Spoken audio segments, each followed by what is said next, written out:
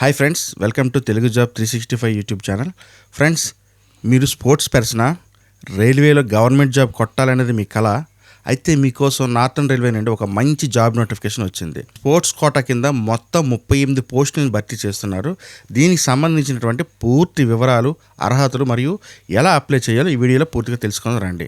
Video skip చేయకుండా end వరకు చూడండి. ఫ్రెండ్స్, మన ఛానల్ 5000 సబ్స్క్రైబర్స్ మైల్ స్టోన్కి చాలా దగ్గరలో ఉంది. సో వీడియో చూస్తున్న ప్రతి ఒక్కరూ మన ఛానల్ సబ్స్క్రైబ్ చేసుకుని ఈ వీడియోని లైక్ చేయండి. ఓకేనా? ఇప్పుడు టాపిక్లోకి వెళ్ళిపోదాం. ఫ్రెండ్స్, ముందుగా ఇంపార్టెంట్ డేట్స్ విషయానికి వస్తే ఈ నోటిఫికేషన్ ఇప్పుడే విడుదలైంది. ఆన్లైన్ అప్లికేషన్స్ అనేవి ప్రాసెస్ డిసెంబర్ 8వ తారీఖున స్టార్ట్ అయ్యాయి. తర్వాత అప్లై చేయడానికి లాస్ట్ డేట్ ఏంచి జనవరి 7 అనమాట.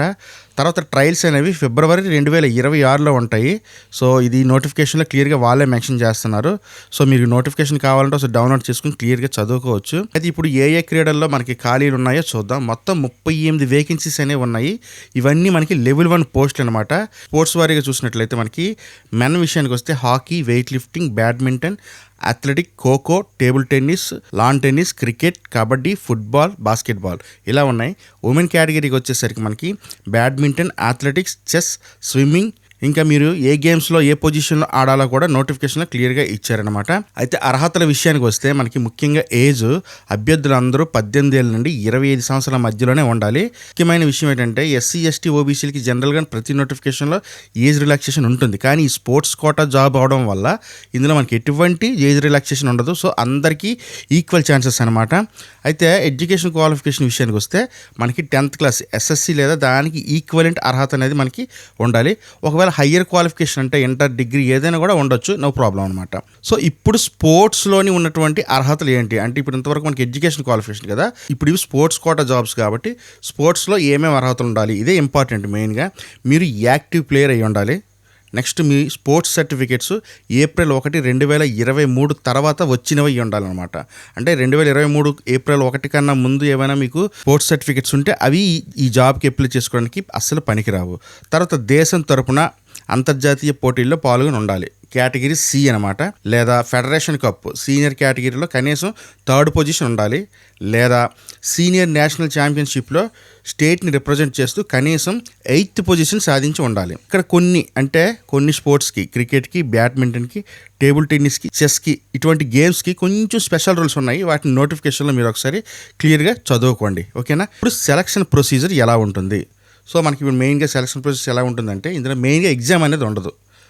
మీకు ట్రయల్స్ అనేవి ఉంటాయన్నమాట. ముందుగా డాక్యుమెంట్ వెరిఫికేషన్ చేస్తారు. ఆ తర్వాత అందులో ఎలిజిబుల్ అయిన వారికి మాత్రమే ట్రయల్స్ అనేవి నిర్వహిస్తారనమాట. ఈ ట్రయల్స్లో మనకి గేమ్ స్కిల్స్, ఫిట్నెస్కి మొత్తం 40 మార్కులు ఉంటాయి. ఇందులో కనీసం 25 మార్క్స్ తెచ్చుకుంటేనే మీరు ఫిట్ అవుతారు, అంటే నెక్స్ట్ స్టేజ్కి సెలెక్ట్ అవుతారు అనమాట. ఆ తర్వాత మీ స్పోర్ట్స్ సర్టిఫికేట్స్కి 50 మార్కులు ఉంటాయి. ఎడ్యుకేషన్కి 10 మార్కులు, టోటల్గా 100 మార్క్స్ అనమాట.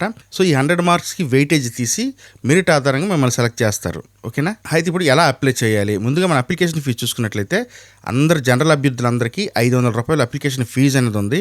ట్రయల్స్కి హాజరైనట్లయితే మీరు ఫీజు కట్టి మీకు 400 రూపీస్ అనేది రిఫండ్ ఇస్తారు.